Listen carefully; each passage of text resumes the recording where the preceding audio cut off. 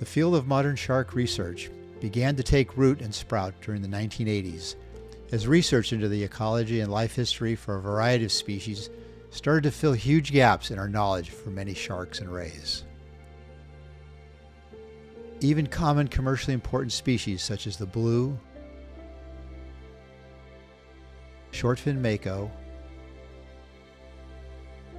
and thresher sharks, there is a lack of basic biological knowledge. While studies were taking place on commercially important species, some researchers started to notice that some species were only known from a small number of museum specimens, and that no actual specimens had been seen in the wild for decades, and some for not more than a century or more. One such species is a mysterious Ganges shark, Glyphis gangeticus, which was last seen in 1867. At the time, in 1982, it was the first modern shark species believed to have gone extinct.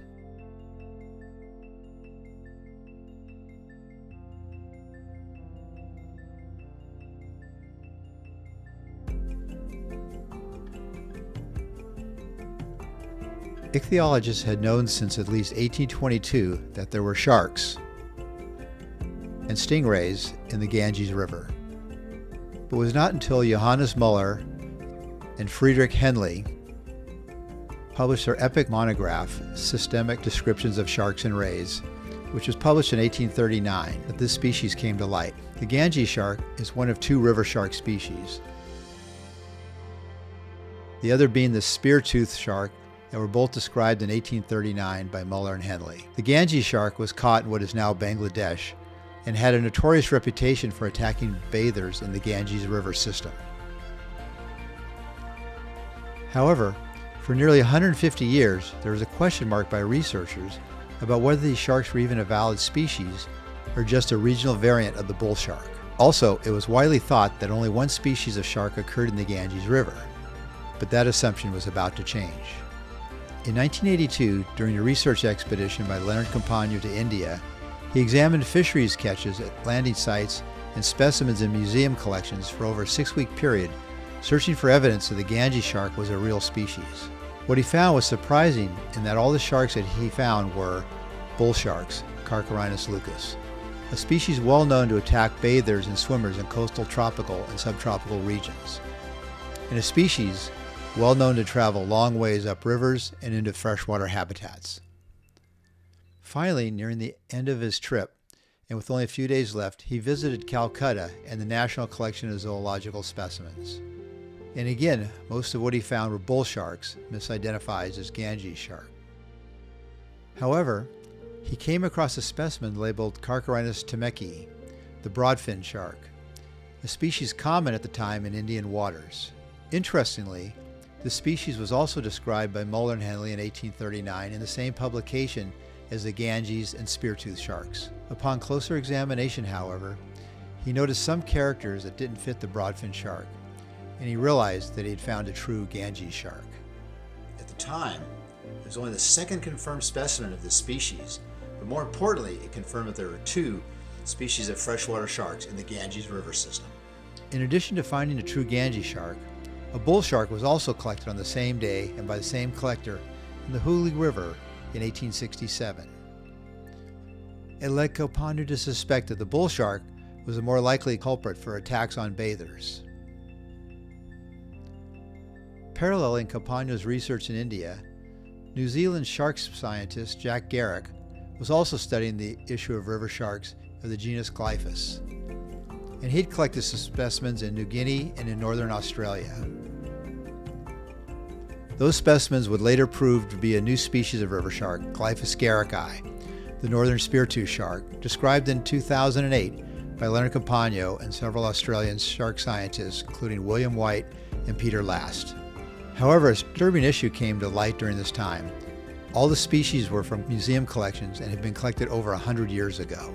Today, shark conservation is a well-established field, but just 40 years ago, this field didn't even exist. My own personal journey with the river shark began as a young PhD student in the mid-1980s, when I had the chance to examine one of only two known specimens at the time of the Ganges shark with Leonard Compagno in his lab at the J.L.B. Smith Institute of Ichthyology, now called the South African Institute for aquatic biodiversity.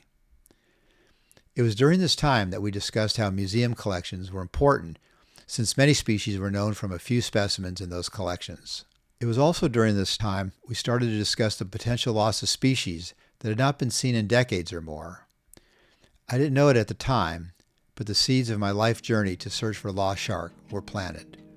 This later led me to write a section, Conservation and Management, in my first book with Leonard Compagno and Malcolm Smale on the sharks and rays of southern Africa. Paralleling my own journey was another young conservationist, Sarah Fowler, in England, who started with the nature conservation in marine conservation at the same time. During these informative years, Sarah became interested in sharks and their conservation, and in 1991 joined a group of established researchers, Jack Musick, Sonny Gruber, John Stevens, Malcolm Francis, and others, and thus the IUCN Shark Specialist Group started. 1991 was a seminal year for shark conservation. It was also the first year that South Africa instituted the first policies to protect the great white shark. As the field of shark conservation was gaining interest, much of it focused on the more charismatic, commercially important species. However, a few people such as Leonard Compagno, Sarah Fowler, and a few others were raising the alarm over the plight of freshwater sharks and rays, with Compagno again suggesting in 1997 that the Ganges shark might be extinct. In 1996, during a field trip to Sabah, Borneo, in Malaysia, to search for the Ganges shark, Sarah came across a river shark at the fish market. At the time, there was no identification guides, but Sarah had something better. Leonard Compagno was there and took one look at it and said it was a new species of river shark. The 1990s saw the groundwork for the field of shark conservation being laid, but records of river sharks were still sparse throughout the 1990s. However, that was about to change as researchers in the Northern Territory of Australia started to encounter the species.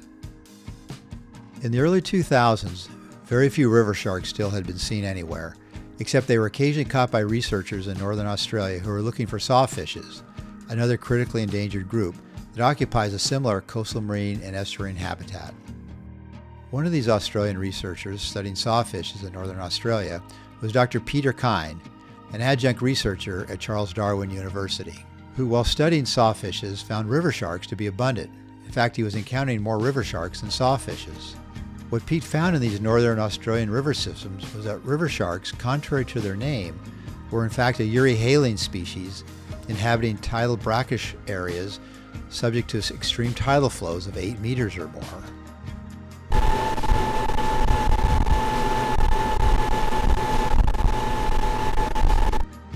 River sharks, in fact, typically don't occur in fresh water. And so that means a lot of fresh water's gone down the river. The tide at the moment's incoming, so the salt water incoming, but the salinity here is still quite low, so we have to go a bit further downstream to find that kind of salinity that we might want to fish in, where there's likely the sharks to be. What Pete and others found in the freshwater portions were, however, bull sharks, a species well known to venture far up river systems into fresh water.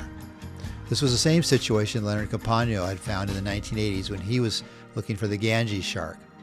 Bull sharks were common, but river sharks were not. Once the preferred habitat had been identified, records of river sharks became quite common, and the number of river systems in northern Australia went from 4 to 12. Knowing where and how to find river sharks allowed for directed studies to examine their movement ecology and life history. Dr. Julia Constance recently completed her PhD research on the speartooth and northern speartooth river sharks under the supervision of Dr. Peter Kind at Charles Darwin University. Her research examined the movement ecology and natural mortality of these species.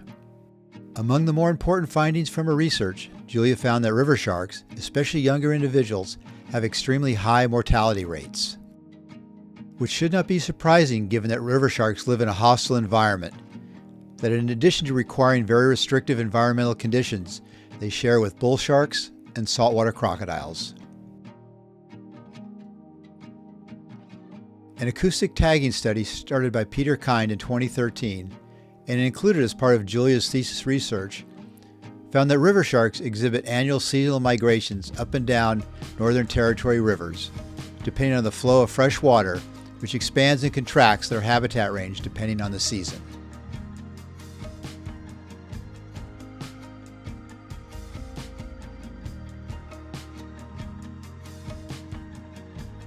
During the dry season, they may migrate on average of 50 to 120 kilometers upstream, but retreat downstream to river mouths and inshore coastal waters during the wet season when the flow of fresh water is high.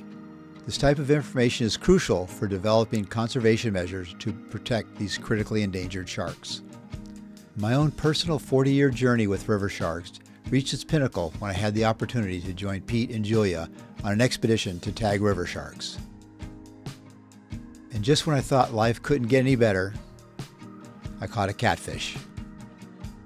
Thankfully, though, Julia was there to catch a river shark. To see a live river shark after all these years has been a highlight of my career, but it's also a bit nostalgic. Thinking back to my graduate days with my advisor, the late Leonard Compagno, when we speculated that river sharks, especially the gangeticus shark, may already have gone extinct, a novel concept at the time to think that a shark species could have gone extinct.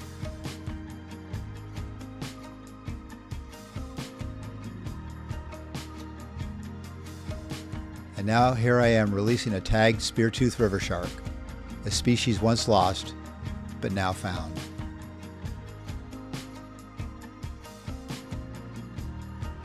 But what of the gangeticus shark? Unlike the two species occurring in the Northern Territory of Australia, the gangeticus shark occurs in areas where overfishing and habitat degradation are impacting its survival. In Jakarta, Indonesia, during the same expedition, I had the opportunity to examine a true gangeticus shark at the laboratory of my good friend Fahmi, who had a specimen recently collected in the northeastern Kalimantan area of Borneo in the northern part of Indonesia. A rare example of this species, once thought to be extinct, but with small population pockets still clinging on for survival. Unlike the gangeticus shark, Australia's Northern Territory is considered a lifeboat for the spear-toothed and northern spear-toothed river sharks, ensuring these species will survive. The gangeticus shark, however, does not occur in Australian waters and lacks any known refuge. The river shark story is one of redemption, a group of sharks once thought lost to extinction just 40 years ago, but found again through the diligent work of dedicated researchers committed to unlocking the mysteries of these sharks. For the gangeticus shark, once lost but now found, the question is, how long will it survive before vanishing for good?